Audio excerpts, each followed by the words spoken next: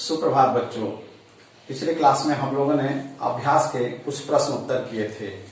आइए शेष प्रश्न उत्तर इस कक्षा में हम लोग करते हैं। देखते हैं प्रश्न क्या है। एक शब्द बताइए, छिद्र जिनके द्वारा पत्तियों में गैसों का आदान प्रदान होता है। उन छिद्रों को क्या कहते हैं? रंध्र कहते हैं, अंग्रेजी में स्टोमाटा कहते हैं। नालिका जिनके द्वारा जल एवं खनिज लवण पत्तियों तक पहुंचाए जाते हैं। आपने पढ़ा था, जड़ जो है जल और खनिज लवण अवशोषित करते हैं और पत्तियों तक पहुंचाने का काम कौन करता है? वाहिका। आप अपनी कक्षा में वाहिका लिखेंगे। जब ऊंचे क्लास में जाएंगे तो विशेष नाम पढ़ेंगे जिनको जाइलम कहते हैं। ये जाइलम ऐसी वाहिकाएं हैं जो जड़ से जल और खनिज लवण पत्तियों तक पहुंचाते हैं। आइए अगला प्रश्न देखते हैं। सही गलत को चिन्हित करें।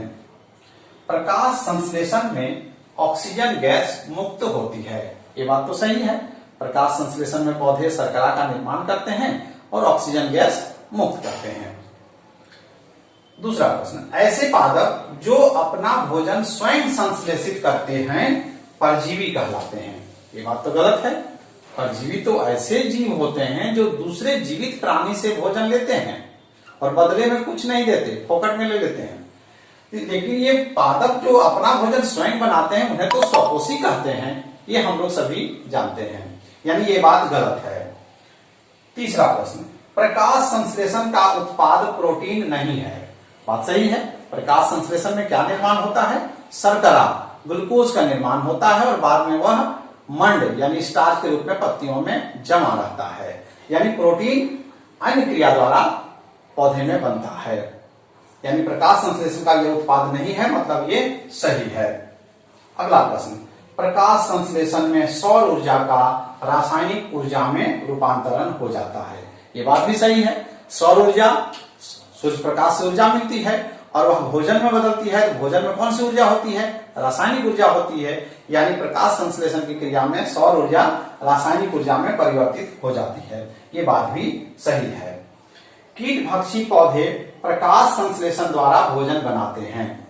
ये बात सही है। कीट भक्षी पौधे हमने बताया था नाइट्रोजन की कमी को पूरा करने के लिए कीटों का सेवन करते हैं, क्योंकि वे जहां उगते हैं वहां की मिट्टी में नाइट्रोजन नहीं पाया जाता है। तो नाइट्रोजन की कमी को पूरा करने के लिए वे कीटों को खाते हैं, लेकिन वे भोजन बनाते हैं, उनके पत्तों में क्लोरोफिल पाया जाता है। आइए अगले प्रश्न की ओर बढ़ते हैं। प्रकाश संश्लेषण प्रक्रिया को एक समीकरण द्वारा दर्शाएं। पढ़ते समय हम लोगों ने देखा था प्रकाश संश्लेषण की प्रक्रिया का समीकरण क्या है? 6CO2 + 6H2O। सूर्य का प्रकाश यहां लिखेंगे या सूर्य का चित्र बना देंगे। क्लोरोफिल जो सूर्य के प्रकाश को अवशोषित करता है, फिर C6H12O6 + 6O2। नाम भी आप लिख देंगे तो और बेहतर होगा। कार्बन डाइऑक्साइड नीचे लिख दीजिए, यहाँ जल लिख दीजिए, यहाँ शर्करा लिख देंगे और यहाँ ऑक्सीजन लिख देंगे। तो ये प्रकाश संश्लेषण की प्रक्रिया का समीकरण हो गया। आइए अगले प्रश्न की ओर बढ़ते हैं। प्राकृतिक विधि द्वारा मिट्टी में पोषक तत्व के पुनः पूर्ति का उल्लेख करें। मिट्टी में पोषक तत्व का पुनः पूर्ति प्राकृतिक विधि द्वारा किस प्रकार होता है? सहजीवी पोषण में हम लोगों ने पढ़ा कि दलहन के पौधे, जिन्हें फलीदार पौधे भी कहते हैं, उनकी जड़ों में गांठें होती हैं। उन गांठों में राइजोबियम नाम का जीवाणु होता है। राइजोबियम वायुमंडल के नाइट्रोजन को लेकर के मिट्टी में नाइट्रेट में बदल देता है और इस तरह से मिट्टी में नाइट्रेट की कमी पूरी हो जाती है और नाइट्रेट को पौधे अवशोषित कर प्रोटीन का निर्माण करते हैं। और इस तरह से प्राकृतिक विधि द्वारा मिट्टी में पोषक तत्व की पुनः पूर्ति हो जाती है। और भी कई विधियां हैं जिसे आप आगे के वर्ग में पढ़ेंगे। किसान अपने खेतों में रासायनिक उर्वरक क्यों देते हैं? हमने अभी चर्चा की। रासायनिक उर्वरक में क्या होता है? पोषक तत्व होते हैं। नाइट्रेट जिसमें नाइट्रोजन होता है, फॉस्फेट जिसमें फास्फोरस होता है, जो पौधों की जरूरत होती है। नाइट्रेट में प्रमुख हैं जैसे urea, sodium nitrate, potassium nitrate. ये उर्वरक किसान खेतों में, उन खेतों में डालते हैं जहां की मिट्टी में नाइट्रोजन की कमी होती है। जब किसान देखते हैं कि पौधे में वृद्धि सही ढंग से नहीं हो रही है, तब वे उर्वरक उस खेत में डालते हैं और मिट्टी में नाइट्रोजन नाइट्रेट के रूप में जब जाता है तो नाइट्रेट पौधे अवशोषित करके प्रोटीन निर्माण करते हैं, और आप जानते हैं प्रोटीन वृद्धि में सहायक होती है। इसीलिए उन खेतों में किसान उर्वरक डालते हैं। अगला प्रश्न, नाइट्रोजन युक्त फलीदार पौधों को उगाने के लिए खाद का उपयोग क्यों नहीं किया जाता है? पिछले प्रश्न में हम लोगों ने देखा खाद जिसमें नाइट्रोजन होते हैं उसका उपयोग उन खेतों में किया जाता है जहां पौधे को नाइट्रोजन नहीं प्राप्त होता है। उन खेतों में किसान जो है नाइट्रोजन युक्त उर्वरक देते हैं, लेकिन फलीदार पौधों में तो नाइट्रोजन से नाइट्रेट अपने आप बनता है जीवाणु के द्वारा, जिसका नाम राइजोबियम है। तो राइजोबियम जीवाणु चूंकि वायुमंडल के नाइट्रोजन को नाइट्रेट में परिवर्तित कर देता है, इसलिए फलीदार पौधों के खेतों में उर्वरक या खाद देने की आवश्यकता नहीं पड़ती है। अगले प्रश्न की ओर बढ़ते हैं।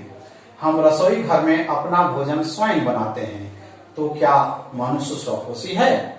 इसका उत्तर क्या होगा? हम स्वपोषी नहीं है। रसोई घर में वास्तव में हम लोग भोजन बनाते नहीं है, भोजन पकाते हैं।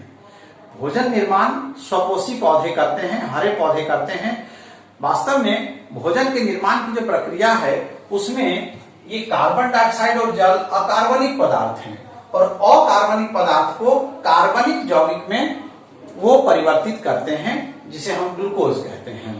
हम लोग तो पेड़ पौधों से प्रत्यक्ष या अप्रत्यक्ष रूप से भोजन बनाया हुआ लेते हैं, उसे पका करके हम लोग खाते हैं ताकि हमारे लिए वह सुपाच्य हो।